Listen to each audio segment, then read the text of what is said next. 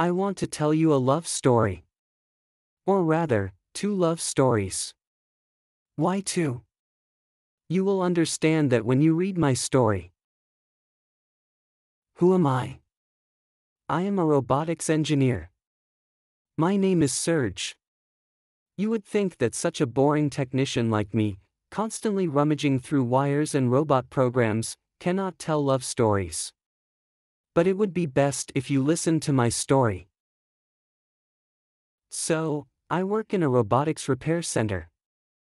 One day, they brought me a bundle containing one robot's hard drive. It was the brain and heart of one robot device, which delivered grocery orders from the local store to customers directly to their homes. Such robots look like a bag on wheels with an antenna sensor and many eyes, lights and sensors in one. These robots were designed only to work as messengers, and nothing else. Their monotonous work required nothing more than logic in decision-making and suitable sensors to navigate the walkways filled with pedestrians, bicyclists, and electric scooters. I accepted the repair order and set the role aside. It was a regular job, and I was already bored beforehand. In the afternoon, I found the courage to take on this tedious job of looking for the cause of the malfunction of the most straightforward robot messenger. Other robot models were much more interesting, for example, those that completely mimicked pets. Or those that were made as companions for lonely older people. When it came to this repair order, I plugged the hard drive into the computer and only then looked at the fault listed by the owner of this robot. It said the robot was constantly deviating from the set food delivery route.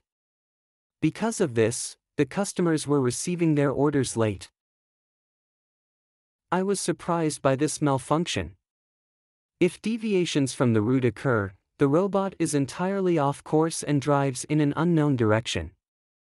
With the help of its tracking system, it is possible to find it quickly and get it back on track if the cause of the malfunction is determined and the deteriorating part of its equipment is replaced. In the most severe cases, resetting the robot's software was possible, but this caused additional wear and tear on its sensors. We did such work only by separate agreement with the customer and at extra cost. Then the robot was as good as new again. So with Tony, a robot number 38, I was bored beforehand, not expecting anything exciting or at least profitable from this occasion, like a reboot of his entire software. But here it turned out that this robot was deviating from its set route and returning to it. Despite the delay, it delivered the order to its destination several times. It looked strange. I looked again at the computer screen, where the dialog window with the robot's software appeared, and got to work. I typed into the dialog window with the robot. "I'm Serge, your repairman. What's your name?" And immediately, I got an answer. "I'm Tony, robot number 38. You can call me Robot Tony."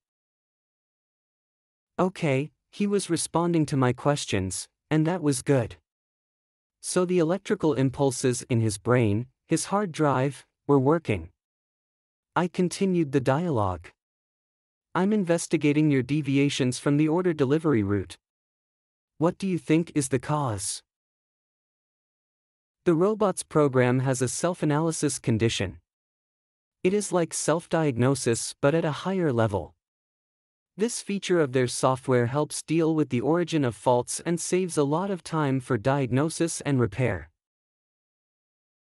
So, in response to a simple question, I got a very extensive explanation, which I did not understand at first.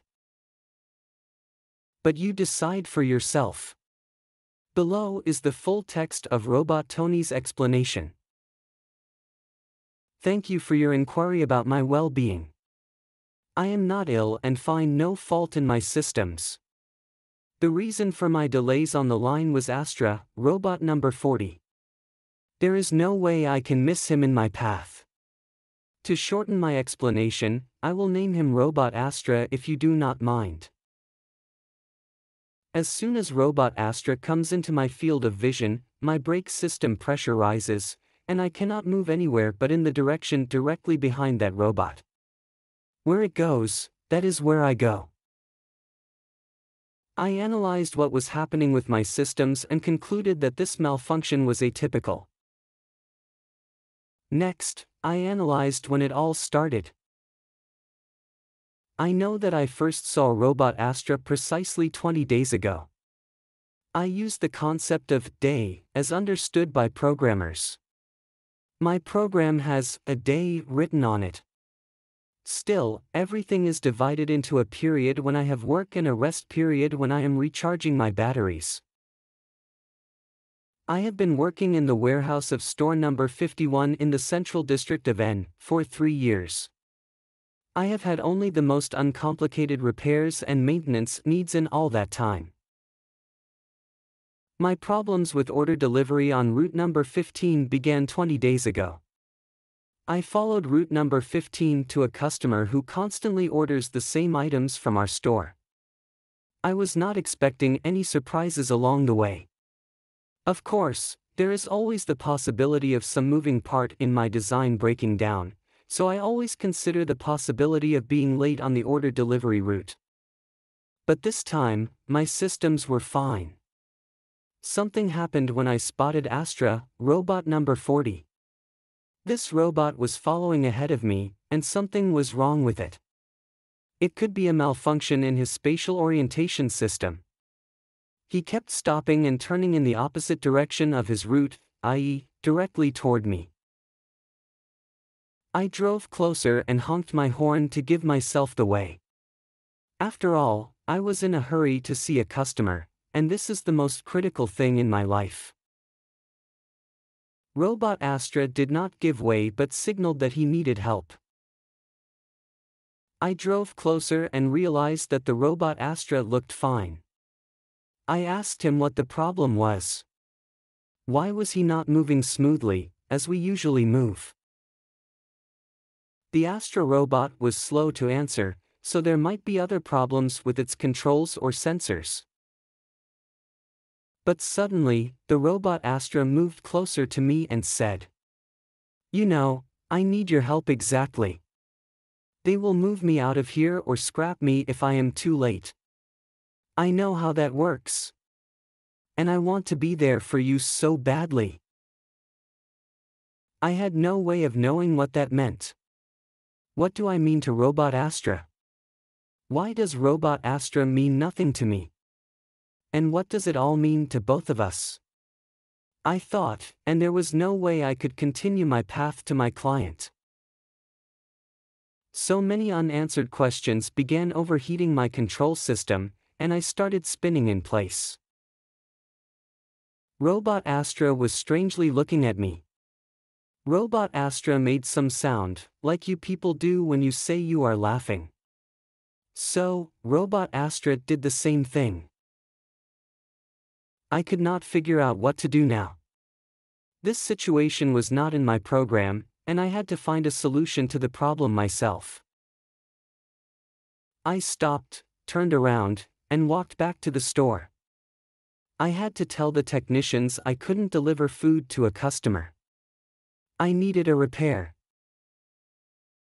But the next day, I was returned to the same customer along the same route. Once again, Robot Astra was on my path. This time, I was prepared for an unusual development of the situation. Seeing Robot Astra moving along the same route ahead of me, I slowed down. When Robot Astra blocked my path, I was about to turn around and take the alternate way I had planned for the food delivery to my customer. It approached me, stopped, and suddenly touched my body with its antenna sensor. I had not expected such a development. Robots rarely handle anything, much less each other. All our systems are set up to avoid touching or colliding with something or someone. Something sparked in my hull. The momentum from the Robot Astra's touch was so strong that my sensors couldn't take it and malfunctioned. I thought I saw sparks in my eyes from the electrical discharge. But nothing happened. I ran a self-test, and the program reported nothing wrong with my systems. What was it? What was it I was seeing and feeling? Robot Astra was staring at me, and its sensor antennas were frozen, waiting for my next move.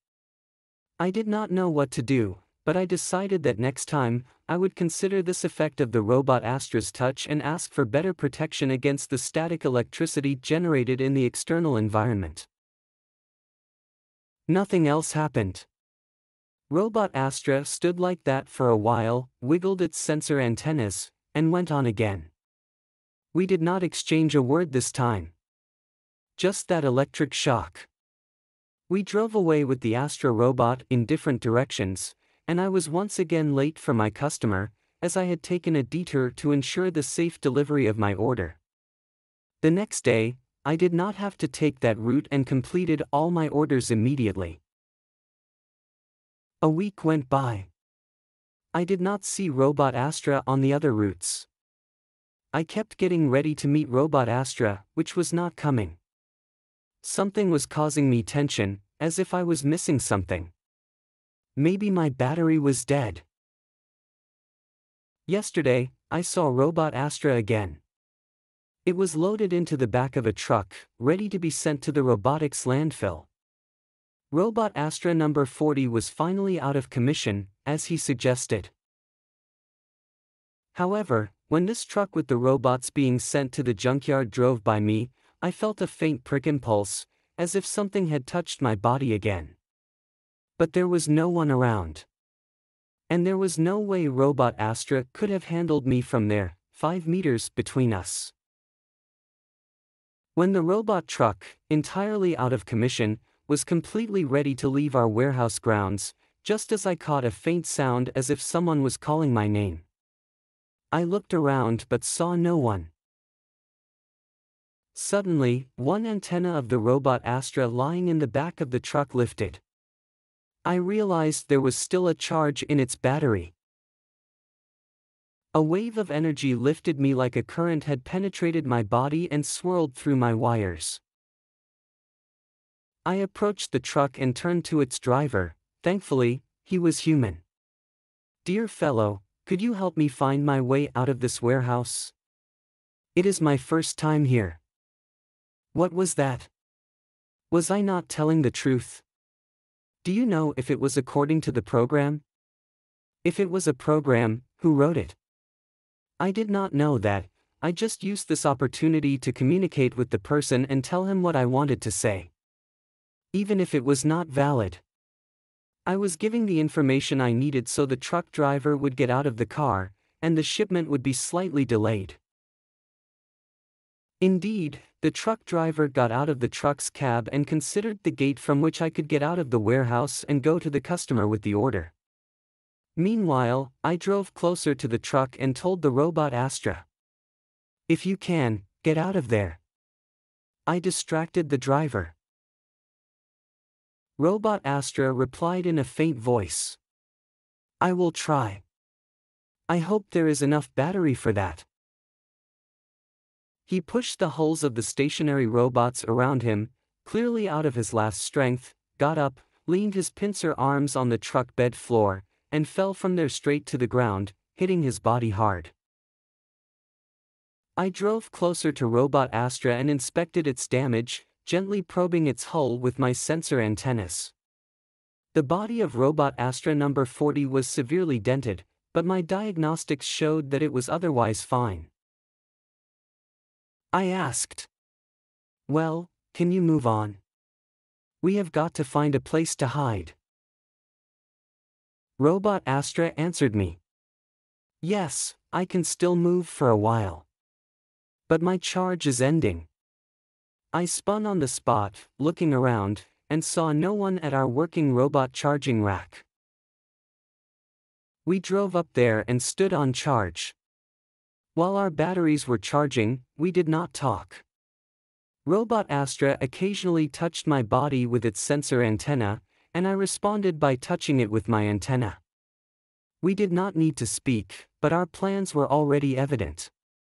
When we were both 100% charged, we looked at each other, still not saying a word. We drove away from that work robot yard, into the street, then further and further along the route we knew, towards the customer's house on route number 15. We drove through many intersections before the tracking services found us. We were separated. I was sent for repairs and research. I am still trying to figure out what happened to Robot Astra. I think he was taken to the junkyard. And I will not be able to help it anymore. However, I do not rule out the possibility that Robot Astra could get away again. When the repair workers took him into their pickup truck, his battery was still charged. He might get away again and find me. I am realistic about my perspective. As the instigator of our departure from the robot yard, I am more likely to be written off to the scrap yard. My program is not working. I am doing actions not designed for. Robot Tony, number 38, gave me this information, and his dialogue window went out. I could not understand why I considered Robot Tony, number 38, an individual. It could not be. Everything he told me seemed unbelievable.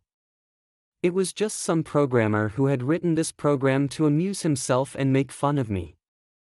I would find out who it was and show him where the crayfish were.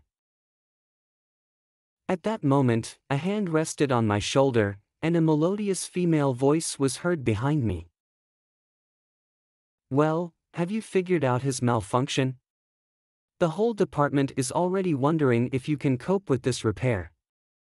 They gave it to us first, but we could not determine the cause of its malfunction.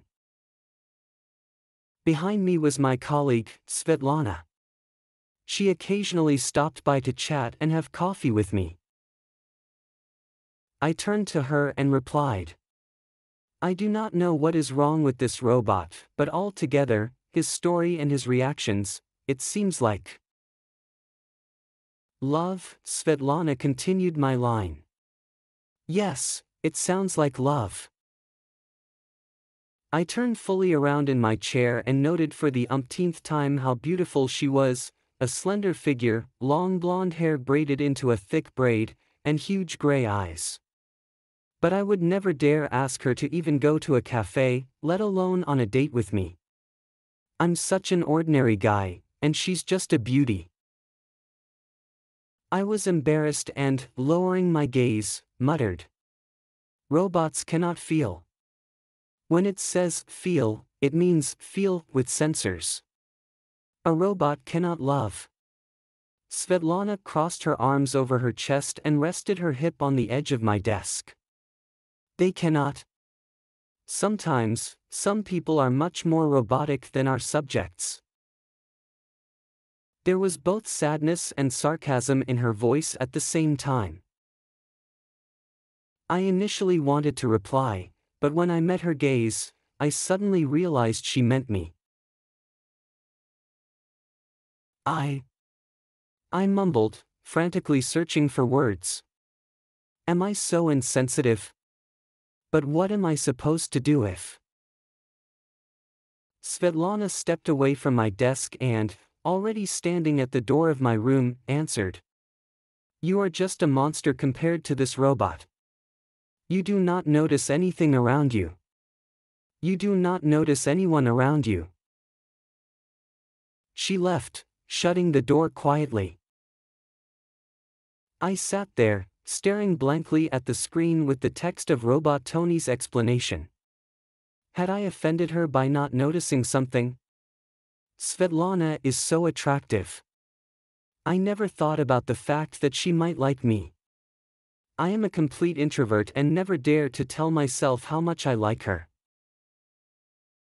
I jumped up from my seat and ran down the corridor after Svetlana.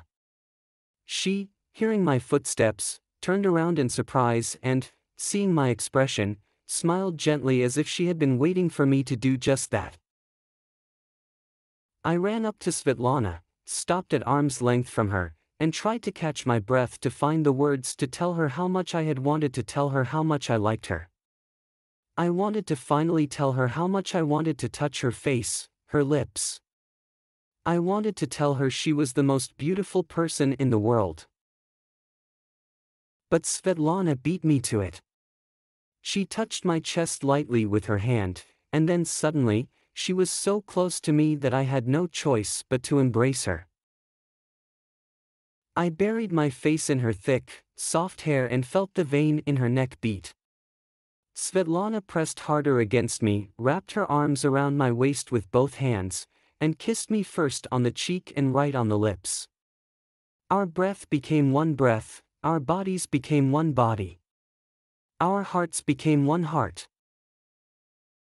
A month later, Svetlana and I became husband and wife.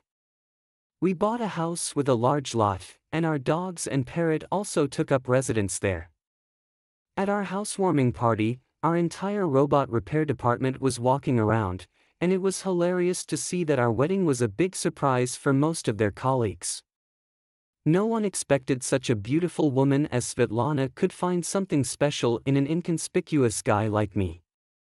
But, as she told me, looks do not determine the essence of a person.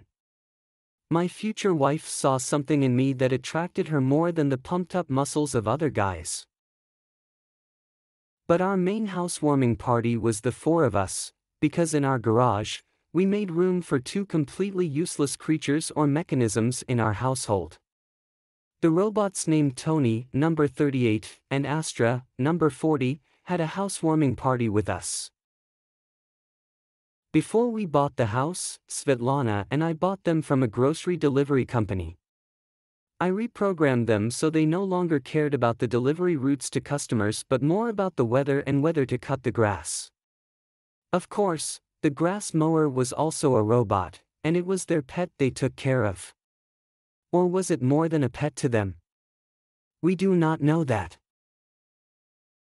And another thing, Svetlana and I did not touch the part of the program responsible for their unusual affection for each other. We will never know who made such a joke about these robots, but they and their example gave us the impetus to think about who we need around us. So now our robotic romantics can communicate and call each other simply by name, without a number. We can give our gift to them for the beginning of their lives together. Why? It was not just me and Svetlana to be happy. The end. Copyright by Misha Quinn, June 2023.